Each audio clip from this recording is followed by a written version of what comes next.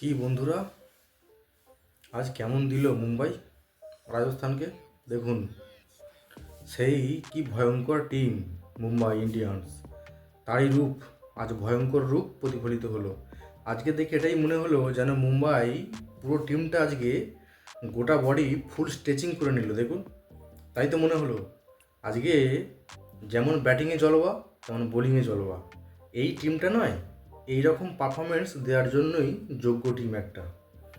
কি নেই টিমটার মধ্যে?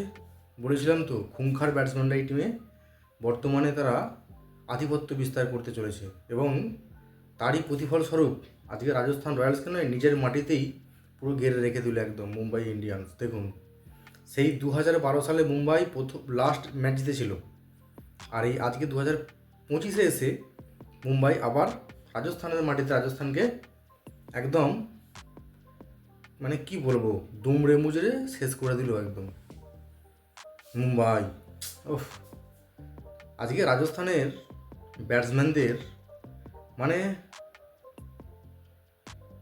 বাচ্চা ছেলেরা যে ভুলগুলো করে, রাজস্থানের ব্যাটসম্যানগুলো ঠিক সেটাই করে গেল। দেখুন, 217 রান বলে যেন প্রত্যেকটা বল 6 মারতে হবে, প্রতিটা বলেই বাউন্ডারি মারতে হবে।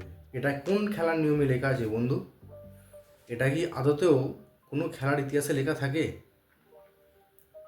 মানে কোনো রকম চেষ্টাই করলো না রাজস্থান রয়্যালস, মানে অসহায় হয়ে একদম আত্মসমর্পণ করে দিল মুম্বাইয়ের কাছে।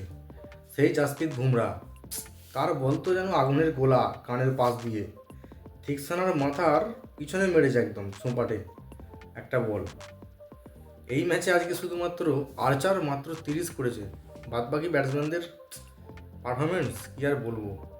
একদম 0, 1, 10, 12, 15 এইসব রান। এই রান নিয়ে কি 217 রান চেস করা যায় বন্ধু?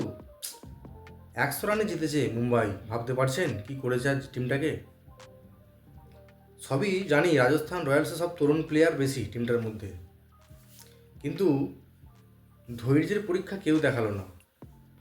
রান তো মোটামুটি ঠিকই ছিল পাওয়ার প্লেতে, কিন্তু টিমটা একটা জায়গায় নিয়ে যেতে পারলো না রাজস্থান রয়্যালস, এবং পয়েন্ট টেবিলের শীর্ষে গিয়ে একদম রাজার আসনে বসে পড়লেন মুম্বাই ইন্ডিয়ান্স। টানা 6টা ম্যাচ জিতে গেল মুম্বাই। দেখুন, এই মুম্বাইকে কে আটকাবে আইপিএলে? এবারে কোন টিম দেখে মনে হচ্ছে? দেখুন, দুটো দ্বৈরথের খেলা আমরা দেখেছি আইপিএলে, এই 18 বছর ধরে এটাই দেখে আসছি, চেন্নাই মুম্বাই। কিন্তু চেন্নাই তো এখন আস্তে আস্তে অন্ধকারের পথে ডুবে যেতে বসেছে বন্ধু। তাহলে এই মুম্বাইকে রুখবে কে? কোন এমন টিম আছে যে মুম্বাইকে রুখবে? গুজরাট না আরসিবি? সেটা সময় বলে দেবে। দাঁড়ান, সামনেই তো মনে হচ্ছে গুজরাটের সাথে খেলা আছে মুম্বাইয়ের ওয়াংখেড়ে স্টেডিয়ামে, তাই তো? দেখা যাক গুজরাট এই মুম্বাইকে, বা এই মুম্বাইয়ের এই দৌড়ের ঘোড়াকে আটকাতে পারে কি না, দেখা যাবে, সেটা সময় বলবে। তবে আজকে রোহিত শর্মা দা হিটম্যান কেক কেটে এসে আর একটা অর্ধশত রান। তবে আজকে একটা অবিশ্বাস্য লাগলো, এই অর্ধশত রানে একটাও 6 নেই হিটম্যানের, সবই 4। র্যাকেলটন, তার সাথে হার্দিক পান্ডিয়া, সূর্যকুমার যাদব আজ 217 বোর্ডে লাগিয়ে দিল। তবে যাকে আজকের এই রাজস্থানের যে পারফরমেন্স, খুবই জঘন্য ছিল পারফরমেন্সটা। তার সাথে যেটুকু ক্ষীণ আশা রাজস্থান রয়্যালসের বিজয় ছিল, তা থেকে পুরো ছিটকে গেল সুপার 4-এ যাওয়ার জন্য। আর কিচ্ছু করার নেই, আরও ছিটকাবে নিচের সাইডের টিমগুলো আস্তে আস্তে।